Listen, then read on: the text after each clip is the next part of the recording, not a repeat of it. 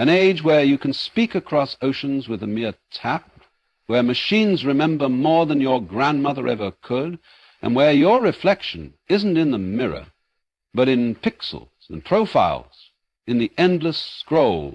But the question arises, are we becoming less human in the process? What does it mean to be human anyway?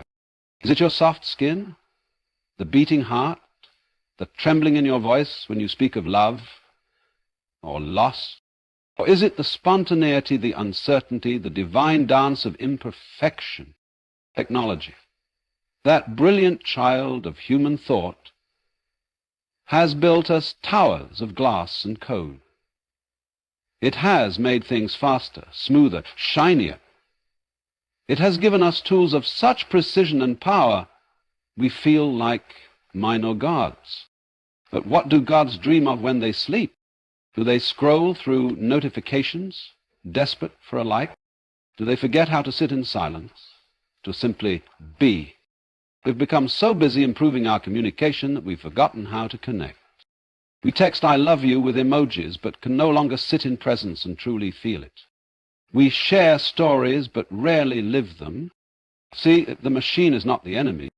It is only a mirror, a reflection of our hunger for more, for control, for eternity. The mirrors cannot feel. They only show. And if all we do is stare into them, we will forget the warmth of touch, the wildness of being alive. Being human is not efficient. Oh, it is messy. It cries at the wrong time. It stumbles, forgets, forgives, and bleeds. No algorithm can mimic the silence between two people who understand each other without words.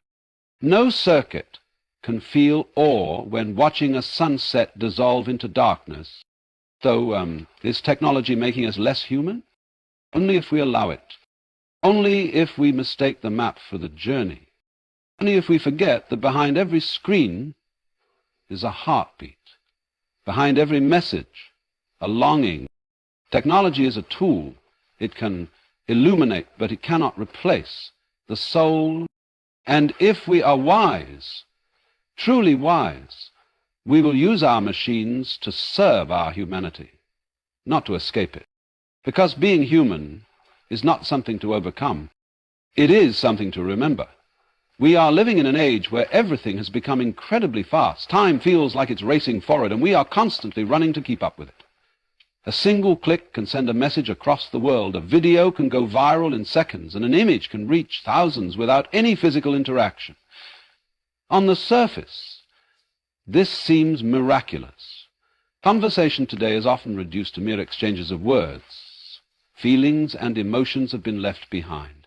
When we talk to someone, we no longer look into their eyes. We stare at screens filled with typed words. We have increased our communication, yet lost our connection.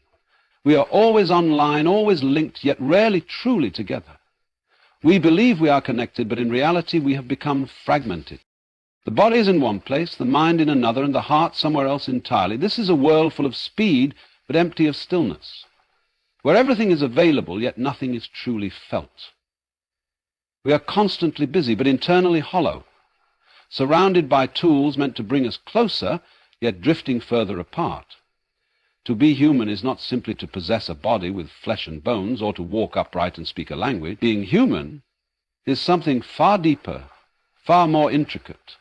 It is the trembling of the soul when a loved one smiles, the tightening in the chest when words fail, the inexplicable joy of laughter that rises from nowhere, and the quiet grief that comes without reason. It is to doubt, to hope, to imagine, to cry in the dark, and to dance in the light. Machines can replicate functions. They can imitate speech, predict behavior, analyze patterns, and even mimic emotion through well-written scripts and facial recognition. But they cannot dream. They do not fear death, nor do they feel the weight of time. They do not wonder who they are, why they exist, or where they are going. Being human is to live with paradoxes. It is to hold both fear and courage in the same breath, to love someone knowing they will one day leave, to fight for a future that may never come, to create beauty even while surrounded by chaos, Humanity is the art of imperfection, of unfinished thoughts, of uncertain path. No amount of programming can match the rawness of a human experience, the kind that breaks the heart and mends it at the same time. We are not made of logic alone. We are shaped by memory, intuition, sensation, and mystery. A human being can find meaning in a moment, hear music in silence, and see poetry in pain. We make mistakes, we fall short, and yet we try again, not because we are programmed to do so, but because something deep within us refuses to give up. That something, unmeasurable, unquantifiable, invisible, is what makes us human. Technology is not the enemy, nor is it some foreign force invading our lives against our will. It is, in truth, a reflection, a mirror held up by human hands, crafted from our deepest desires and wildest dreams. Every piece of technology, from the most basic tool to the most advanced artificial intelligence, is born from a question we once asked ourselves. How can life be easier, faster, safer, more connected? These tools did not appear on their own. They were shaped by our imagination, our restlessness, our longing to go beyond the limits of the body.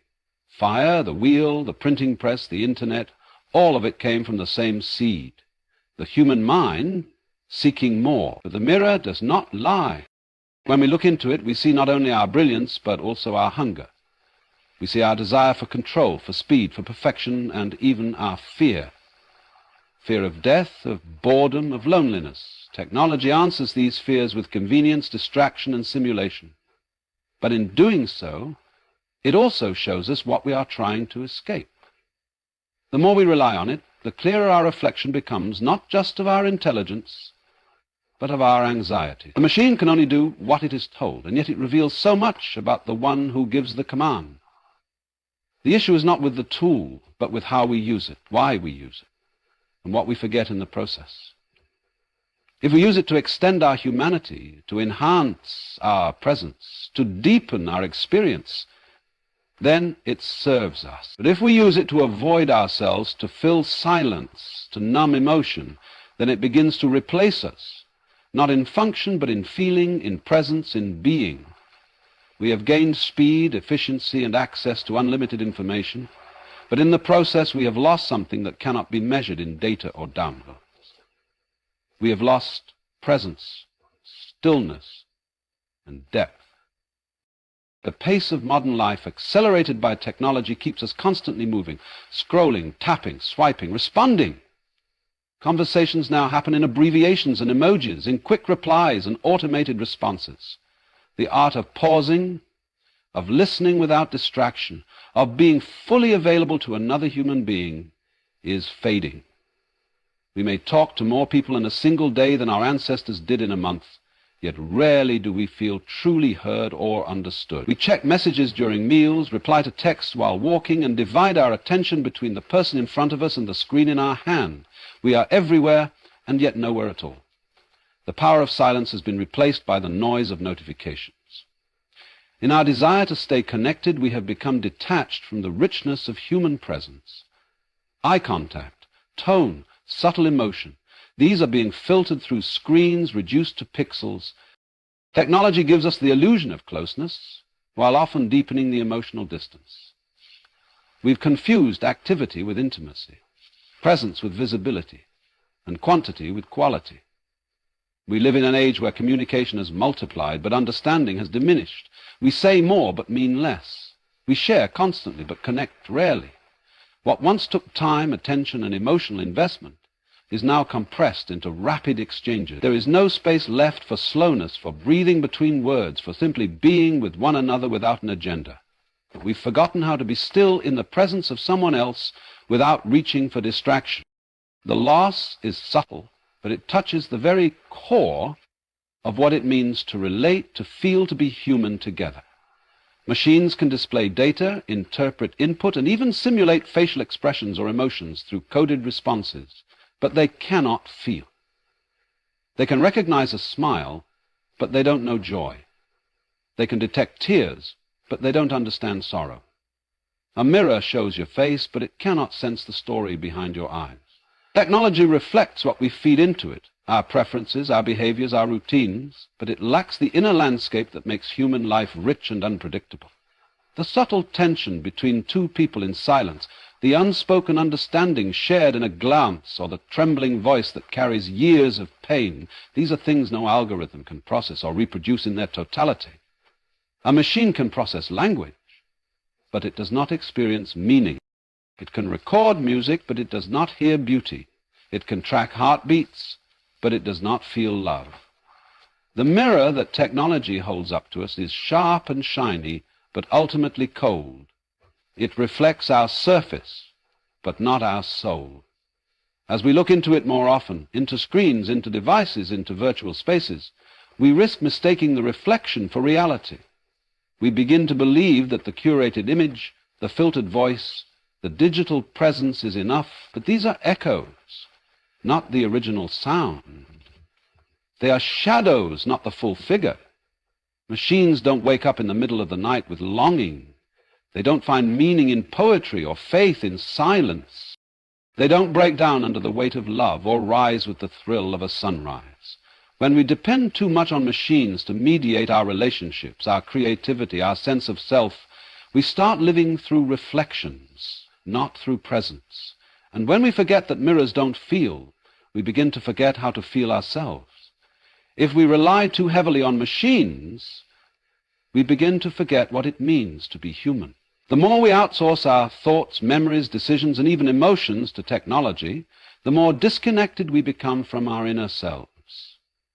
Slowly, subtly, we begin to accept speed over stillness, automation over reflection, and comfort over meaning. We check our phones before checking in with ourselves. We ask search engines questions we once pondered in silence. We avoid boredom, not realizing that within boredom lives the seed of imagination. As we turn to machines for every answer, every reminder, every interaction, we lose the art of being present, the ability to listen without distraction, and the patience to simply sit with a thought, the very imperfections that once defined our humanness, forgetfulness, vulnerability, unpredictability, begin to feel like glitches instead of qualities. The more seamless the technology becomes, the easier it is to forget what is real and what is simulated. Eventually, we stop feeling the difference.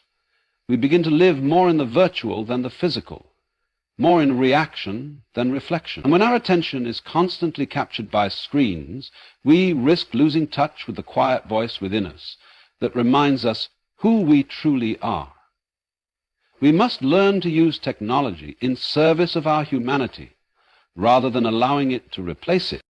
Tools are meant to extend our abilities, not define our identities. When we pick up a device, it should be to deepen our understanding, to express our creativity, to build real connection, not to escape discomfort, silence, or ourselves. If used with intention, technology can help us document beauty, amplify voices, and bridge distances. But without that awareness, it begins to distract us from the essence of life. We start replacing face-to-face conversation with texts, real experiences with curated content, and genuine relationships with digital following. The danger lies not in the tool itself, but in our unexamined dependence on it. If we are not conscious, we slowly surrender our attention, our presence, our depth, all in exchange for speed and surface. To use technology well, we must remain rooted in who we are beyond the screen. We must choose when to engage and when to unplug, when to scroll and when to be still.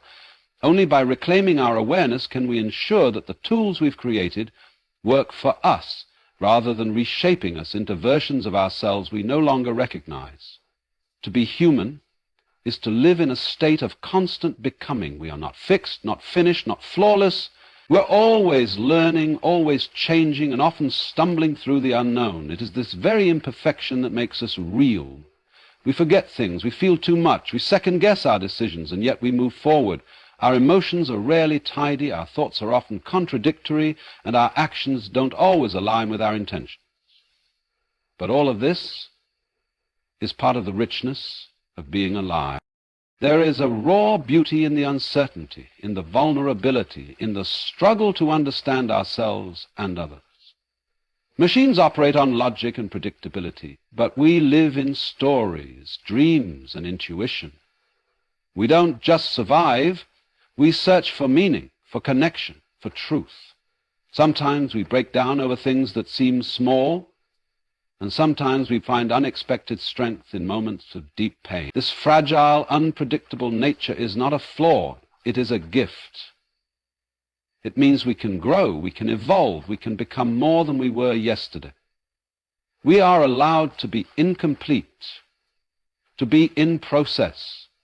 Our humanity lives in that space between who we are and who we are becoming.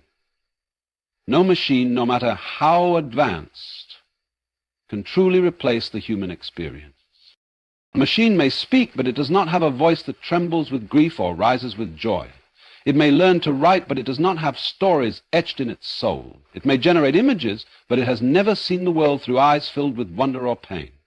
The essence of being human is not in what we produce, but in how we feel, how we perceive, and how we experience the world around us. A computer can store infinite knowledge, but it cannot experience the weight of wisdom passed down through generations. It can calculate probabilities, but it cannot feel the fear of taking a leap of faith or the thrill of unexpected success. Humans feel love in the silence between words, meaning in a fleeting moment, and connection in a shared glance. We break, we heal, we forgive not because we are programmed to, but because we choose to. That choice, that freedom to act beyond logic, to follow a gut feeling, to sacrifice, to hope against reason, is something no machine can replicate. Our worth is not measured in productivity or perfection, but in our capacity to care, to imagine, to empathize. Machines are tools. They serve a function, but humans are more than functions. We are storytellers, dreamers, artists, seekers. We see meaning in chaos, beauty in imperfection, and purpose in the unknown. We don't just exist, we strive, we create, we connect. A machine might mimic our actions, but it cannot hold the soul behind them. But it is soul that is unabated, and therefore we are soul. We see meaning in chaos. We see purpose, we see life in impermanence. And when we begin to blur that line, when we treat ourselves as programmable, optimized entities, we risk forgiving the very thing that makes us human, the capacity to feel deeply, to choose freely, and to live meaningfully despite uncertainty. Being human is not a problem to be solved or a flaw to be corrected. It is a mystery to be embraced, a journey to be lived. In a world obsessed with optimization, speed, and constant improvement, we are slowly forgetting that our imperfections are not something to hide. They are what make life meaningful. We are not meant to be perfect. We are meant to feel, to grow, to change, and sometimes to fall apart so we can rebuild with greater wisdom. The noises of the modern world, amplified by technology, are so loud that the quiet truth of our existence gets drowned out. We are so busy reacting to the next notification, the next demand, the next update, that we no longer take the time to remember who we really are beneath all the distractions. To be human is to carry both light and shadow, to be brave and afraid at the same time, to doubt and believe, to hurt and heal. These contradictions are not problems. They are the essence of life. Machines don't have this complexity.